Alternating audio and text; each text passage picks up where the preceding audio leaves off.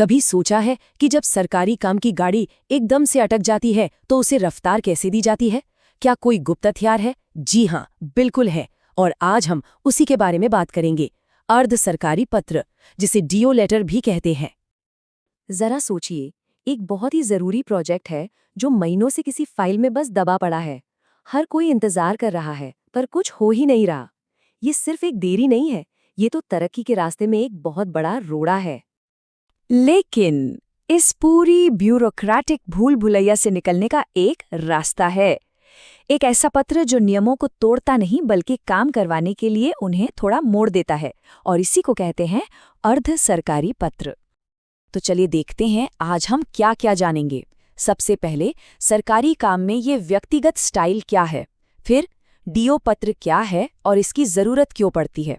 इसे लिखने का तरीका और उसके नियम क्या हैं, इसका फॉर्मेट कैसा होता है। और हाँ, एक असली उदाहरण से इसे समझेंगे भी।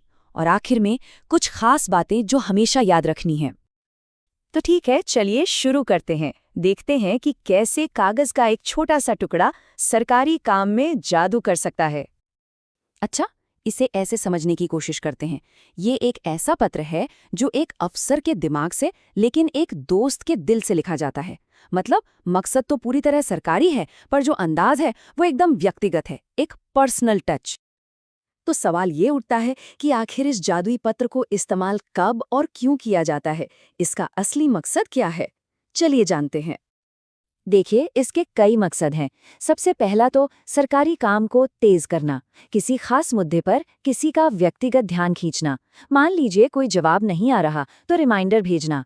कभी कभी एक ही रैंक के अफसरों के बीच आइडिया शेयर करने के लिए भी ये काम आता है। और हाँ, इससे एक दोस्ताना माहौल भी बनता है, जिससे काम के बीच आ रही रुकावटें दूर हो जाती हैं।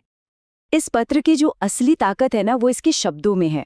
मतलब इसे लिखने का जो तरीका है वही इसे इतना खास बनाता है। यहाँ फर्क बिल्कुल साफ है। एक तरफ है औपचारिक सरकारी पत्र, जिसमें एकदम आदेश देने वाली भाषा होती है, महोदय जैसा औपचारिक संबोधन, और सब कुछ तीसरे व्यक्ति की तरह लिखा जाता है। वहीं दूसरी तरफ है अर्ध सरकारी पत्र। यहाँ लहजा बिल्कुल दोस्ताना है, प्रिय श्री जैसा व्यक्तिगत संबोधन, और बात मैं और आप में होती है। ये व्यक्तिगत ध्यान के लिए होता है। बस महोदय की जगह प्रिय श्री लिख देना ही पूरा खेल बदल देता है। इसके कुछ खास नियम भी हैं। पहली बात, यह हमेशा बराबरी के या एक ही रैंक के अफसरों के बीच इस्तेमाल होता है। इसे अफसर अपने व्यक्तिगत नाम से भेजता है। लिखने का स्टाइल हमेशा उत्तम पुरुष यानी फर्स्ट पर्सन होता है। और एक जरूरी चीज, इस पर कोई पृष्ठांकन नहीं होता। ये नियम इसलिए हैं ताकि ये बराबरी की बातचीत रहे, ना कि कोई सीनियर अपने जूनियर को आदेश दे। तो अब जब इसकी कला समझ आ गई है तो चलिए इसका ढांचा भी देख लेते हैं। आखिर हर बड़ी चीज का एक मजबूत प्रारूप तो होता ही है। प्रारूप बहुत सीधा है। सबसे ऊपर बाईं तरफ भेजने वाले का नाम और पदनाम, फिर संबोधन जो व्यक्तिगत होगा जैसे प्रिय श्री। पत्र के अंत में समापन होगा जैसे आपका। हस्ताक्षर में भेजने वाला सिर्फ अपना नाम लिखेगा, पदनाम नहीं, ये बहुत जरूरी है। और सबसे नीचे बाईं तरफ जिसे पत्र भेज रहे हैं उनका नाम, पदनाम और पता। ठीक है, थ्योरी बहुत हो गई। चलिए अब इसको एक्शन में देखते हैं। एक उदाहरण से समझते हैं कि ये असल में दिखता कैसा है और काम कैसे करता है। ये देखिए, शुरुआत ही कितनी सरल और असरदार है।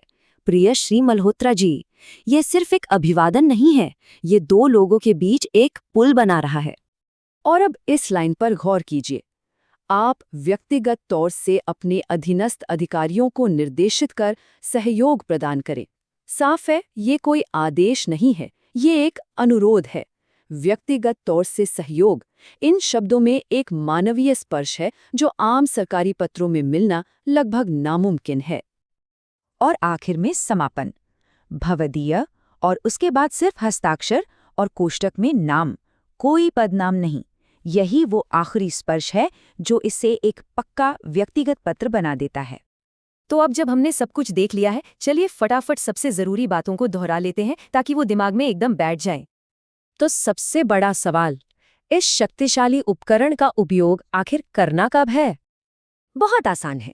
जब किसी अफसर का तुरंत ध्यान चाहिए हो, या जब कोई जानकारी बहुत जल्दी निकलवानी हो।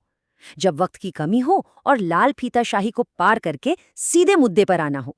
समझ लीजिए, ये सरकारी काम का फास्ट ट्रैक बटन है।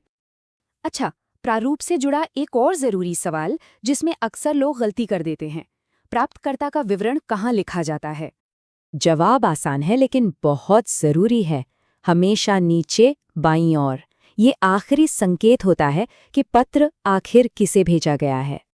और अब आखिर में ये सब हमें एक बड़े सवाल पर लाकर खड़ा कर देता है। क्या इस पूरी औपचारिक दुनिया में जहां हर तरफ नियम है, प्रक्रियाएं हैं, एक व्यक्तिगत स्पर्श ही सबसे शक्तिशाली उपकरण है? शायद यही डीओ पत्र का असली सबक है। इस पर जरूर सोचिएगा।